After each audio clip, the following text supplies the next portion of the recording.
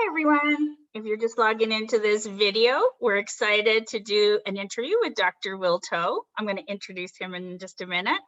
I also have Joe here from Marketing for ECPs, and we'll talk a little bit about these two. But I want to welcome you to this video today. I'm Trudy Sheree. I'm the co-founder of Marketing for ECPs. We're a digital marketing agency for the eye care industry. We work mostly with independent optometrists like Dr. Will Toe. And we're going to chat today about how do we work with an optometry practice, how do we come up with strategy and marketing, and what we've really done with Dr. Toe's practice over the last year and a half. So first and foremost, I want to say hi and thank you to Dr. Will Toe for being here today. Can you tell us a little bit about your practice, Dr. Toe? Yeah, and thank you for the invite. You know, to be able to come to something like this, to be able to talk about my story and everything that's happened to me over the last couple of years is something that I really appreciate being able to do. So in my particular case, I actually purchased my practice in the fall of 2019. So great timing with COVID, of course. I actually had only about 6 months to really prepare as a business owner before everything kind of shut down and from COVID. So for me, there was a lot to do. There's a lot to figure out. And in particular, the one thing that was interesting is the practice is almost 40 years old. It's been around for a while. And it was primarily a retail-based practice. I wanted to expand the type of practice it was to basically make it more comprehensive and more full scope, adding things like medical services, specialty, and to be able to do that and really not take away from what it's been doing well for almost 40 years, but to expand on top of that. That was really my goal. And obviously none of us could have anticipated something like COVID, but I think we all probably saw signs of it coming, a month or two before things shut down. And during that time, I was really appreciative of being able to work with great industry companies like Marketing for ECPs, which really helped set me up for everything that was going to happen during COVID. And as we're kind of entering this post-COVID environment, I'm really excited to where we're at right now. We're doing extremely well, and I'm really, really happy that I decided to move forward with Marketing for ECPs back in the end of 2019, beginning of 2020. It's been a real journey for sure. I bet. This whole past year has been, such an experience for practices. Not all bad, and certainly challenged the typical practice to think differently, for sure. So we're going to talk a little bit about how you guys overcame some of those challenges as well, and interested to learn more about your journey in this last couple years of purchasing a practice. And I know you got some exciting news we're going to talk about at the end about another practice coming up. But at this point, I'd love to just introduce Joe. Joe Van Kampen is one of our senior marketing directors at Marketing for ECPs. And I'm just going to let him tell his story. Yeah, for sure. Thank you, Trudy. As Trudy mentioned, my name is Joe Van Kampen. I am a marketing director here with Marketing for ECPs. And so, yeah, my story with Will, or my story in general, I am basically started out with this organization in 2018, met Will at the end of 2019 at iInnovate, which is a digital marketing conference specifically for the eye care professionals. And Will and I kind of hit it off. We had similar friends, ran in similar groups. And so that kind of worked out well. And we kind of got chatting about his practice, how he had just purchased it and where he wanted to go. And because we were just connecting, as friends, kind of gave him a little bit of advice here and there. And one thing led to another, and Will ended up coming on. And so my job as a marketing director is to build a strategy for businesses like Dr. Toe's. We've become good friends. So now I apologize using your first name, but and so we build those strategies based on the goals for the practice and where they want to go. We take a look at a 1-year plan and a 3-year plan, and just figure out what are the best avenues for us to go down in order to accomplish those goals. Yeah. It's okay, Joe. You can call him Will. I know you guys have become like buddies. You should hear these guys talk. Like they are like friends, and I'm not surprised that he's calling him Will. So I'm going to continue to call him Dr. Toe, even though I've gotten to know him as Will as well. Um, the thing I want to mention about Joe specifically, and you know, some of our marketing directors, is it's one of the best parts of our program, and I'm sure Dr. Toe is going to tell you that, is having somebody like Joe. Joe is a seasoned digital marketer who we've hired and brought into our organization, and he has learned all about the eye care industry. So not only does he come with this huge background of digital marketing and understanding what can grow a business, he also now understands eye care and what can grow an eye care practice versus, you know, a typical business. And he comes to the table with strategy and insight and, you know, data and analytics, that because he's working with multiple practices, and he's able to really customize. And he's going to talk about, you know, how he takes a practice like Dr. Toe's and builds a custom strategy around it. So back over to you, Dr. Toe. You know, you joined us at the end of 2019, you know, when you had purchased this new practice. What, I guess, I know you were talking to Joe at iInnovate, and just so you know, I'm going to do a quick iInnovate plug. iInnovate is a marketing conference, a marketing growth conference. It's the only one in the industry. We founded it, we started it in 2018, and we just have had just amazing success because it's not your typical conference. We've had speakers like Google and Yelp and Shopify and great industry speakers and out-of-the-box business speakers. But it was purchased and acquired by Envision Magazine. We're still highly involved in it. It is going to have its live event this year in Dallas, October 15th and 16th. So if you can make it, you should make it to that. Okay, last plug about that. Back to Dr. Toe. You know, when you joined us in 2019, what were you looking for in a marketing company? What were you expecting out of a marketing company? Absolutely. You know, people who know me know that I do a fair amount of, you know, marketing, you know, digital media, social media, things like that. But I always consider myself more of a enthusiast, right? It's more of a hobby. It's more fun for me. And while there were certain things where, you know, at talking to Joe, talking to the 4ECP teams, going to iInnovate, you know, there was a lot of things I learned, a lot of things I already knew.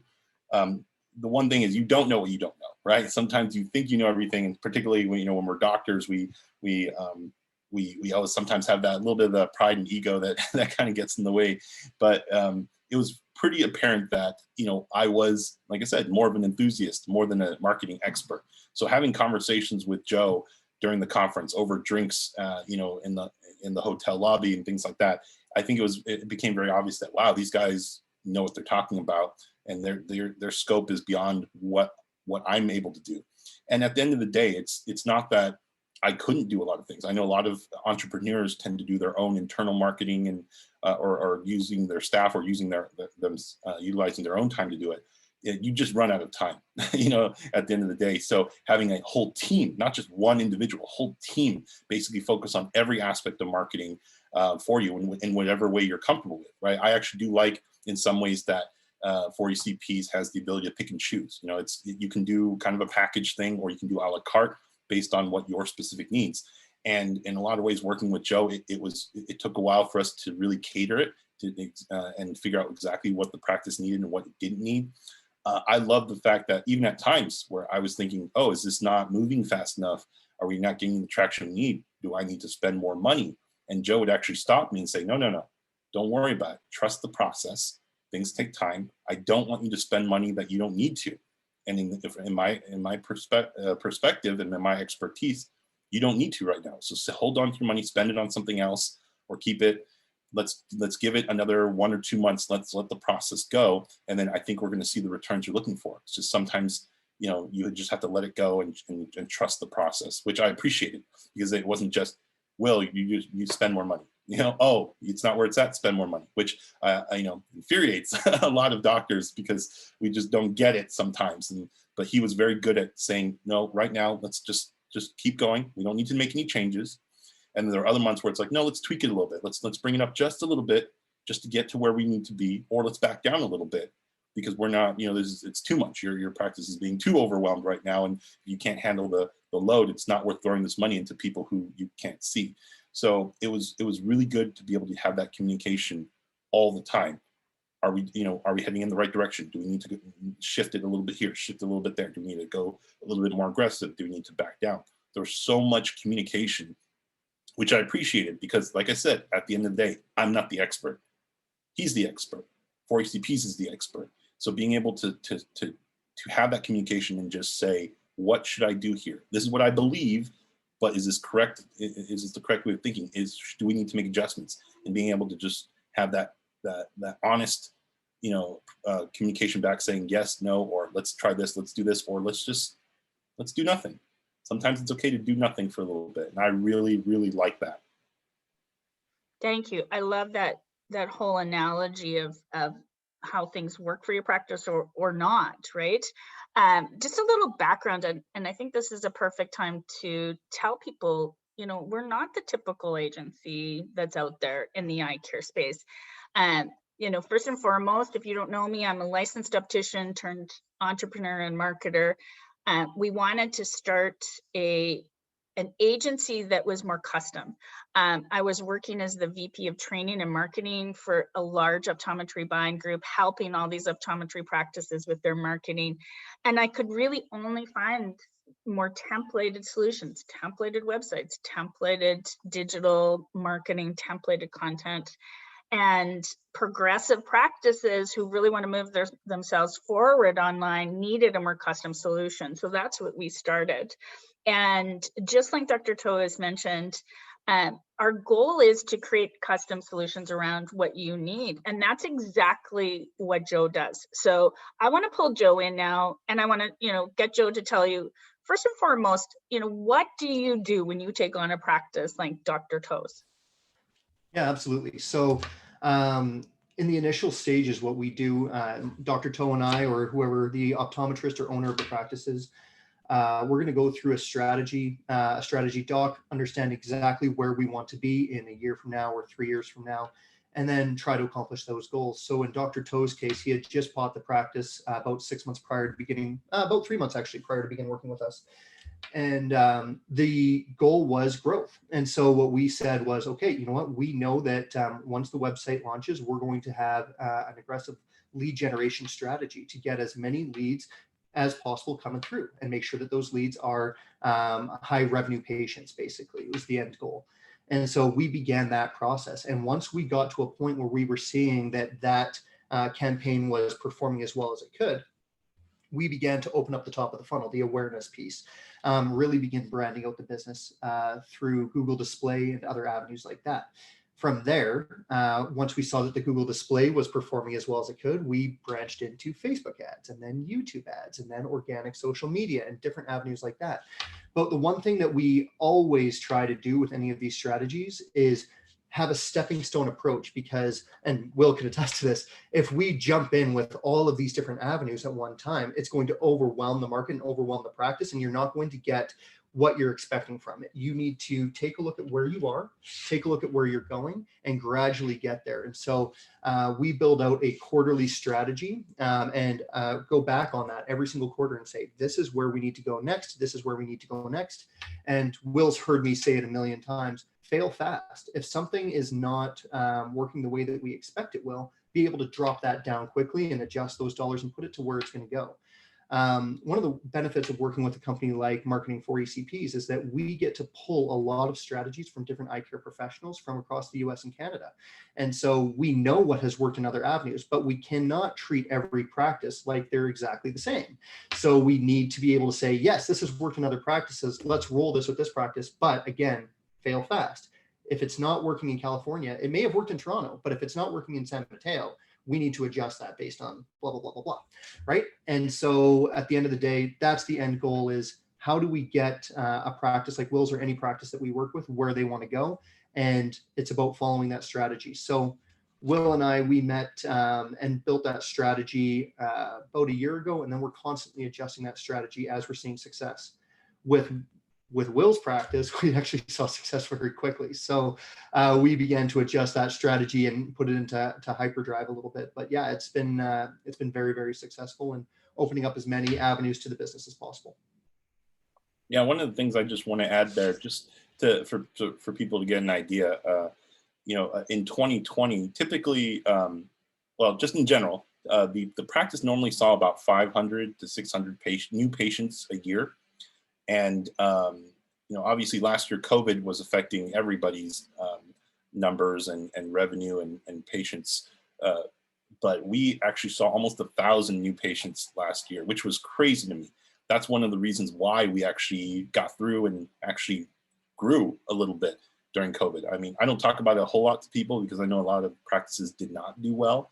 We actually grew 20% in 2020 compared to the overall 2019 numbers. First with the previous owner leading up to when I purchased it and to the end of the year. Yeah, we grew 20%. So that was very shocking for me to see. So it almost was one of those situations that we needed to kind of look at it, the big picture. Like when you're looking at it from the day by day or the week by week, you're wondering, is this marketing working? Like, you can see statistics here and there, but what does it mean? But then when we kind of looked at the whole year, the perspective of the whole year, we realized, oh my God, like we had double the amount of new patients that we typically would get in a single year. And we're right now in 2021, even though we're just over halfway through the year, we're on track to even beat that. We're about, in mid-July, we're about 700 new patients already compared to, compared to our typical. So that's, to me, it's already, it's clearly working. It's hard to see it sometimes when you're just focused on what's happening every day and what's happening every week. But when you take a step back and you realize, wow, this stuff, it works, and it works really, really well. Great. Yes. I meant to mention at the beginning to, really hone in on your growth. 20% growth in one of the weirdest years for advertising and marketing, 2020, the year of the pandemic. I love the fact that I can, pick your brain a little bit about what you feel like really worked for you. And then I want to come back to Joe as well and talk about, the little bit more in depth into the strategy. Like, how do you get new patients? How do you get, more sales in the optical? How do you start that kind of strategy? But Dr. Toll, let's start with you and number one, give some insight up to what you felt you saw working the fastest and the best when it came to starting that marketing plan. Yeah, I mean, honestly, the first thing was a lot of communication with Joe and I. We sat down and really he asked questions about, what demographics I'm looking for, what income range, who we're targeting, right? Because that's an important thing. You can't just, in an ideal world, I'd have $1 million budget and I'd say everyone's my potential patient, right? That's the wish, but certainly not practical in any way. So for me to be able to sit down with him and first come up with a game plan, that was the most important thing. We didn't just start throwing money in. We talked, I think, for a couple months actually, because I think I started on, I would say November or December of 2019, and we didn't even get started until maybe January, February to start rolling things in, because he needed to understand me, he needed to understand my practice, he needed to understand my goals. And in a lot of ways, I didn't really quite understand it either, because he was asking me questions I didn't even think about, which once again, it's a testament to his expertise in the field. But as soon as we started talking more and more, and he understood what the needs and wants of the practice were, then we began to roll it out. And over time, as Joe was saying, we started a little bit at a time. We didn't just go all in with 20 different programs, because it would be too difficult to manage and to understand what works and what doesn't work. But as we started doing things like Google Ads, Google Display Ads, and moving forward and adjusting those and adding more programs and adjusting those, it helped me understand what was going on. So I knew what was I was spending my money on, and it helped me understand where make myself adjusting to the changes. Because at the end of the day, all of us would probably love to be able to say, oh, I want to be able to double the amount of patients that are coming into my office. But can you handle double the amount of patients in your office? How many of us are having staffing issues right now, both with associate doctors and with opticians and techs and, patient care coordinators? For me, it needs to be a process. It needs to be something that where it's better to do it right than do it fast. And that was an important thing that I had to learn from Joe because it really mattered, because it was just easy for me to just think, no, just give me more patients, put more patients on my schedule. It's not, but that doesn't mean anything, if you can't do anything with it. Yeah, you're so right in the fact that every single day, I still do majority of the consultations and sales for marketing for ECPs, and every single day I talk to practices that are at different levels. Some need patient acquisition, number one, they got tons of holes in their schedule. Some are booked out till November, and they can't actually even hardly take a new patient, but they still want to grow, and they still want to maybe grow different medical niches or grow their optical or find new revenue streams, whatever it is, but they still want some growth. They still want a great presence. They still want to brand their practice. They don't want to lose traction just because they're so booked. And so when it comes to coming up with strategies, it is the reason why, not one strategy fits every practice. It has to be customized. It has to be based on what you need and where your practice goals are at the moment. And it has to be flexible and changeable. And this is where, Joe, dive in here and talk a little bit about that and how you get to determine where those kind of steps of a plan start. Yeah, for sure. So right off the bat, the number one thing that we always take a look at is the website, because the entire digital marketing portfolio, it all points back to one place, and that's the website.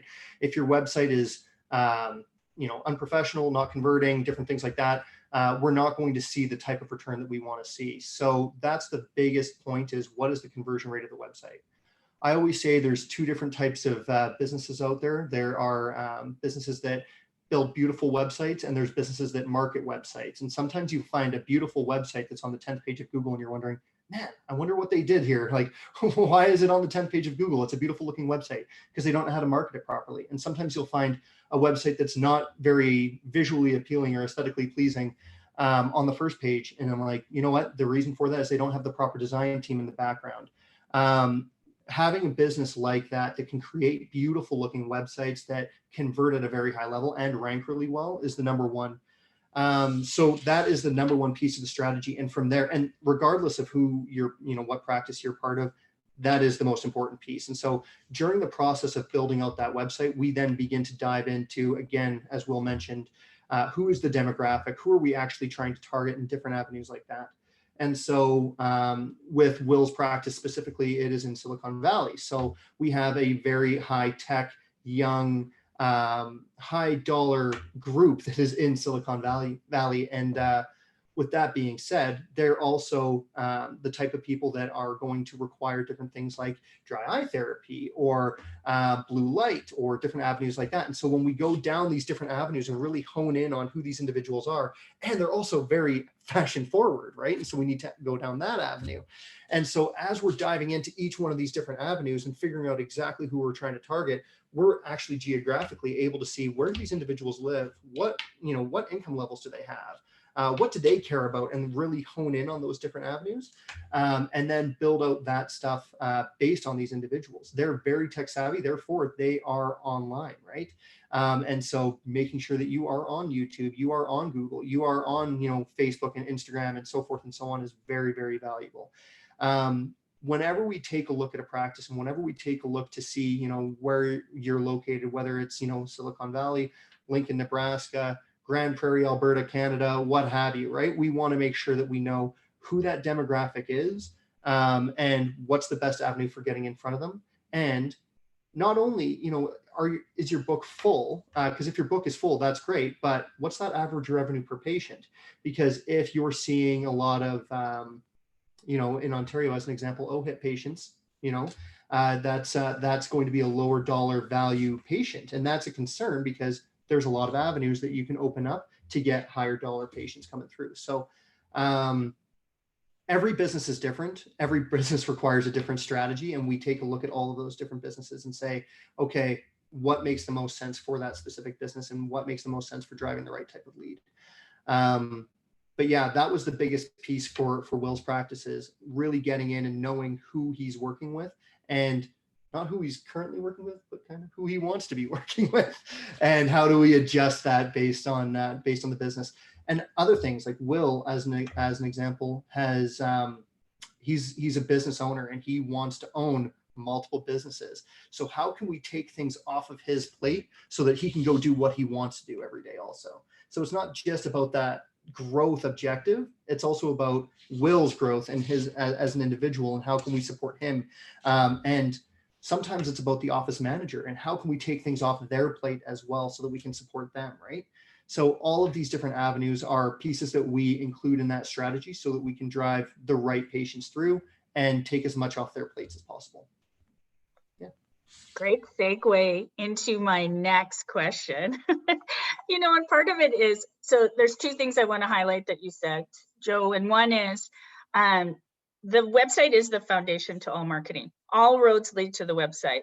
The biggest tip I can probably give you right now, and I'm going to give you one more tip at the end, but the biggest tip is don't drive marketing to an old, outdated website. Build a great foundation, and it alone is going to get you some new patients, but then, drive advertising to a great foundation. It's always like, we kind of call it the sports car. You're building the sports car, but if you really want the sports car to go somewhere, you got to add the gas, and that's the advertising. So the other thing that you talked about, was taking things off their plate. And I cannot tell you how many times I talk to an optometrist owner and I'm asking them questions about their practice and their marketing. And they say, yes, we're doing Facebook and Instagram. I'm like, oh, great. Who's posting? And they're like, I am. I'm creating the content. I'm posting every day. And I'm like, no, like you have such better ability to make money for your practice by doing eye exams and seeing patients than posting and doing social media.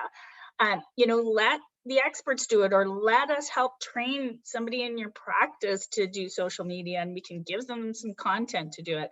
But this is about taking things off your plate. So great segue to my next question to Dr. Toe is, out of everything that you have done with our organization and agency this past year and a half and working with Joe, what has been kind of the biggest surprise?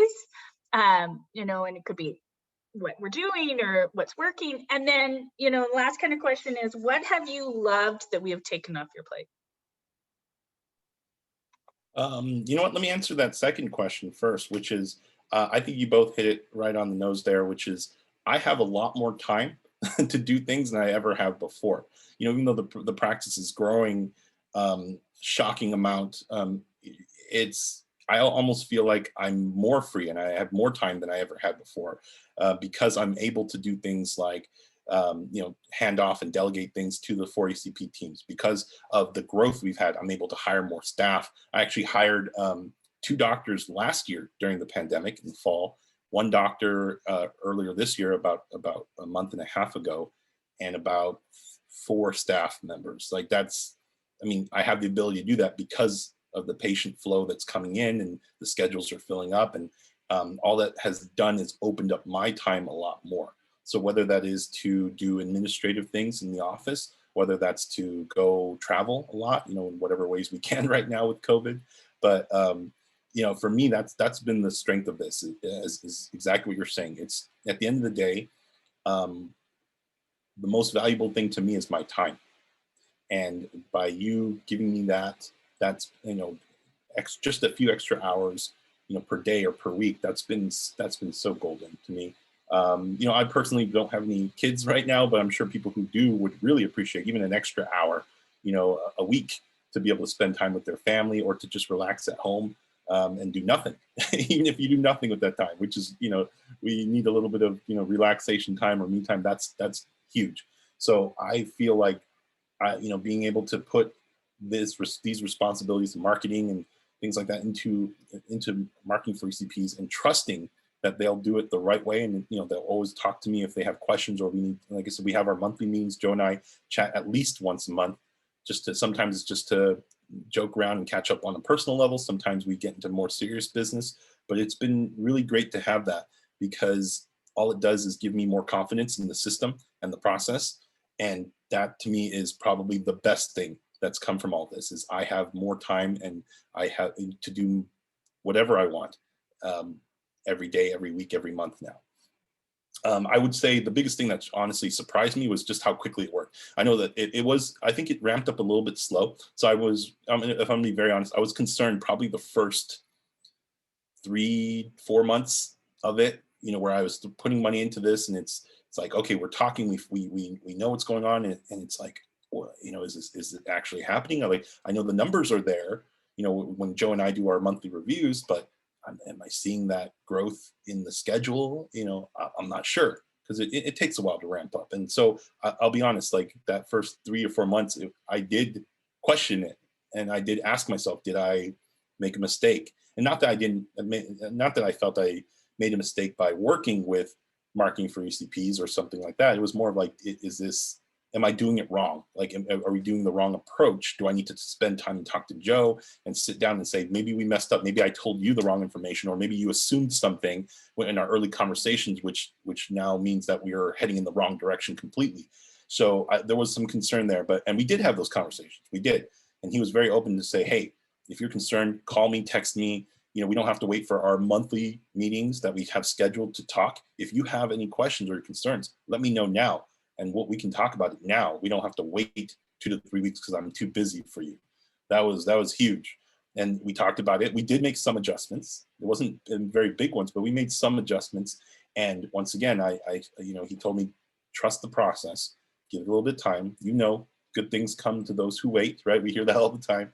And, you know, eventually, as I think, you know, from the 3 to 4 month process going to more like the 6-7 months, I started seeing it more. I started understanding it more. Probably that was probably what it was. I understood more, and so I could trust the process a lot more and really rely on Joe and 4ECPs to keep doing their thing. And like I said, we would still do our monthly reviews.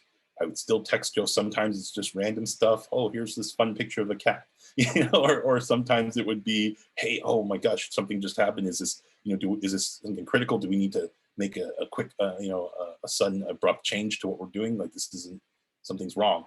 And he would be very good at reassuring me, even, you know, and sometimes after hours on weekends. I know he's with his family. He has a beautiful wife and kids, and I felt bad sometimes, like, but the thing is, you know, I work weekends and I know he doesn't sometimes, but he would still be there for me, which I really appreciated. So I think the advice I would give to all the doctors who are considering it, you know, this is one of the best decisions I made for the practice. Definitely has helped. You know, we would not be where we're at in terms of, you know, growth, revenue, patient care, everything, if we didn't have this love. Actually, you know what? I should change that. We would have gotten there eventually. It probably would have taken 5 years. Let's just, right? That's probably what it is. So I'm not saying that you can't do it without a team like marketing for ECPs, but having them certainly makes it easier, certainly makes it faster. So it does accelerate your success, accelerate your growth at whatever pace makes the most sense. As we mentioned, growing too fast is sometimes a dangerous thing too. And we were able to make adjustments as we went to make sure we never fell into that hole as well either. But to be able to be in this position where I'm at now, where I'm, you know, where I tell people I have been a practice owner during COVID longer than I've been a practice owner not during COVID. So I almost don't even know what that means. But if I supposedly, you know, COVID it was such a beast that, you know, that I got through it with trusting, you know, people like 4CPs, like people like Joe, people like Trudy. It's a testament to what they're able to do if you trust them and you trust the process. It is. I would certainly recommend to anyone and everyone, because it just, to me, it is one of the reasons why we not just survived COVID, but we grew during COVID.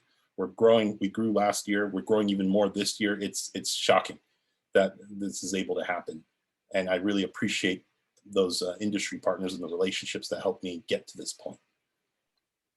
Wow, thank you so much for that recommendation. We really appreciate it. And I think it's a testament to how amazing our staff are at Marketing for ECPs. I'm the first one to say, and we have over 70 people working in our office.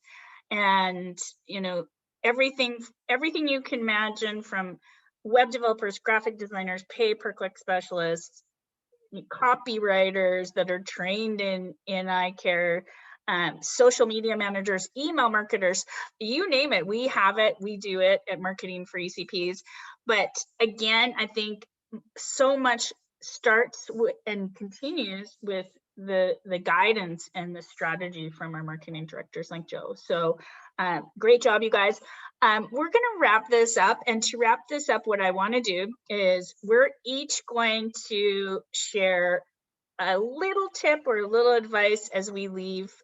Anybody listening, you know, what would you say at this point, somebody listening who's considering changing up their marketing, or, you know, what would be one tip you would leave them with? Who wants to go first? I'll go first. Great. Is that cool? Okay. So the first tip that I would give is understand what your marketing budget needs to be, and don't let yourself have no marketing budget. That's the biggest thing. If you're looking to maintain your business, I would generally take a look at your annual sales and say, I need to spend about 3% of my annual sales on marketing just to maintain where I'm at. And then if you're looking to grow your business, take a look at what your growth goal is. If it's, like Dr. Toe, he wanted to grow by 20%. If you take a look at what those sales would look like, take about 10% of what that sales revenue would be and add that onto the 3% so that you have an idea of what you should actually be spending in order to accomplish that. You don't need to be at that budget today, but you should be prepared to get there over the next year if that's what your end goal is. And so, yeah, 3% in order to stay the same, and 10% of what your growth objective is should be what you're spending on your marketing budget on an annual basis. Great, thank you. I'll let you go, Dr. Toe. Okay. For me, honestly, the biggest advice I would have to give to any doctor listening to this right now is you really have to set aside your pride and ego here. It's the truth. I mean, the thing is, you're a doctor. I'm a doctor. You're a doctor. We're trained and we're knowledgeable at such a high level that sometimes it's really hard to let go of control. It really is. We're masters of the exam room. We know everything. Patients trust us. Our staff love us and trust us. And, it's very difficult to say and to admit to yourself that, hey, this marketing thing, maybe I'm not the best at it. And maybe I need somebody else or a team of people to help me out with this. And it's a very difficult thing to do, because even, like I said, it took me a while. I dabble in it in marketing, and it took me a while to really admit that, what, I need to trust somebody else to do this. I'll stick to the optometry stuff. I'll stick to the practice ownership part, and to trust somebody else. It's hard. It's hard because you're giving away a part of yourself to them, and you're trusting that they're going to do the right thing with it. I would say it's, as in most of the relationships that you have, whether it's with family, friends, significant others, when you're willing to let go a little bit and trust, you often find that things tend to go really, really well, because it strengthens the relationships. It allows you to do many things that you weren't able to do before. But you have to be able to set aside your ego where you're number one. I mean, you are in a lot of ways. We're eye doctors, and we deserve to, we worked hard to get to this point, but at the same time, we're not the best at everything. And when you're working, when you do want to do what's best for your practice, your patients, your staff, that involves working with the best, which to me is Marketing for ECPs. I don't think there's anybody else. I've talked to a few other groups and teams, and to me, they were the most impressive. And for me, in my practice, we offer, high-level premium services at a premium price. I think Marketing for ECPs does the same. So it matches what we do. We want to be the best. In my practice, they are the best. Why wouldn't I want to work with the best? It's just simple as that. I highly encourage that you, if you're not sure, get to know Trudy and Joe and other people on the team. They're really good people. They're amazing people. Grab a drink with them. Joe loves mezcal. And honestly, whatever, coffee, wine, whatever your choice. I mean, just you'll see what I see just from a 15-minute conversation, and you'll understand why at the end of the day, it's not just their knowledge that I trust in terms of marketing, but they're good people, and I always want to be surrounded by good people. Thank you so much. I really appreciate that. My tip, I get to share a tip here too. And I think, you know, it is collaborative with what you guys both just said, but one is don't do it yourself. You just like, you know, Dr. Toa said, is I see it every single day, is you're trying to save a little bit of money. You're probably actually spending money because you're investing your own time when it could be invested in growing your practice. The other thing is that, you know, it is about investing some money. You have to invest to make money. And I see every single day practices spend, you know, $500,000 building out a beautiful practice. I see them buy, you know, equipment that costs $100,000, $150,000, $200,000. They bring in an inventory of designer boutique frames that cost $200,000. And then they won't spend $500 a month on their marketing to tell people about it. It's like, invest some money, budget some money, you know, work with some people who can help you spend that money properly, and then see some return. So the last thing I'll leave you with is digital marketing done well and done right is going to make you money. It's going to pay for itself. It is an investment. It's not an expense. And so start to think of it that way and start to dabble in it and start working with some, you know, agencies that can really help you out. So I want to say thank you to Joe for his time today, and obviously for everything he does for our clients. He is the best. I love Joe. And then, you know, Dr. Toe, thank you, you know, for coming on and telling your story. We love hearing about the growth. We love working with you as well. And last, to anybody listening, you know, I love to do free consultations and show you exactly what we do and how we help practices just like you. You can reach out to me at the marketingforecps.com website, book a meeting with me. Don't worry, no high pressure. I'll just show you really what works for practices. So again, thanks and appreciate your time today, you guys. Thank you, Thank Judy. you. Thank Thanks, you very Will. much for having me.